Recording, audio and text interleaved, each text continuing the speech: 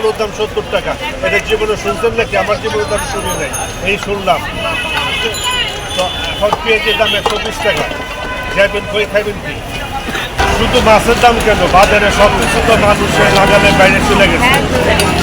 এটা তো আর বলার কোনো অপেক্ষা রাখে না।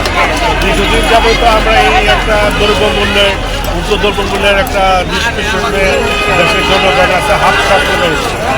তো এটা সাধারণ মানুষের জন্য খুবই কষ্টকর, যারা ফিক্সড ইনকাম করে তাদের জন্য খুবই কষ্টকর। আজকে আমি মাছ কিনলাম, একটা কাতলা মাছ কিনলাম, চিংড়ি মাছ কিনলাম আর পুঁটি মাছ নিলাম। চাচ্ছে দাম কম পাচ্ছে, কারো বাজেটে হয়তো পুরাচ্ছে না,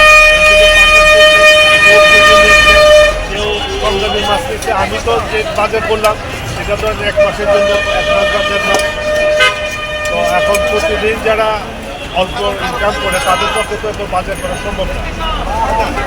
তো এখন এই উদ্যোগটির জন্য আপনারা আরও সচেষ্ট হন, আরও প্রচার করেন, যাতে দ্রব্যমূল্যটা সরকার এত নিয়ন্ত্রণে আনে এবং ব্যবসায়ীরা যাতে আরও নিজেদেরকে সংযমী করে, নিজেদের ইনকামটা যাতে খুব বেশি না করে প্রতিদিনই করুক, কিন্তু অল্প অল্প করুক, সেটাই ভালো।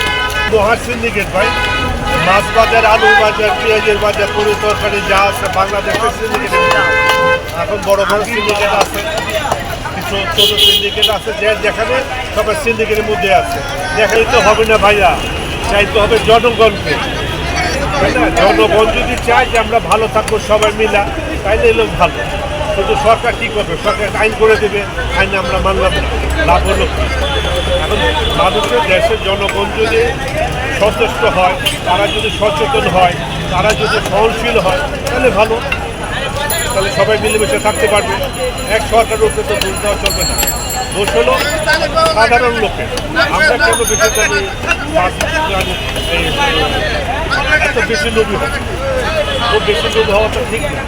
এটা ইহকালে জবাবদিহি করতে হবে। আবার এক জিনিস আর প্র্যাকটিক্যাল আলাদা জিনিস, ঠিক আছে? আপনি ভাবলেন অনেক কিছু, সারা রাত ভাবলেন, সকালবেলা দেখবেন পুরোটাই উল্টা, সেটা তো ঠিক না। এখন ঘটনা হলো জনগণকে সচেতন হতে হবে। সরকার তো জনগণের মাধ্যমে সরকার পাবে, তো সরকারের দুর্নীতি তো লাভ নেই। জনগণ যদি তারা যদি বুঝতে শিখে বা বুঝে ফিল করে, অনুভব করে যে না, আমার কাছে যারা কিনতে আসে সেটা তো আমার মহল্লাবাসী, আমার এলাকার লোকজন দিতে আসে, আমি কেন তাদের উপরে জুলুম করবো?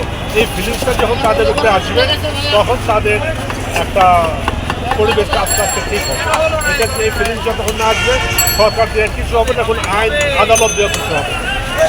একটা সচেতনতা সৃষ্টি করতে হবে জনগণের মধ্যে, যে আমরা দেশের মানুষ, আমরা 18 কোটি 20 কোটি লোক, আমরা একটা পরিবার, আমরা সবাইকে সাহায্য করব।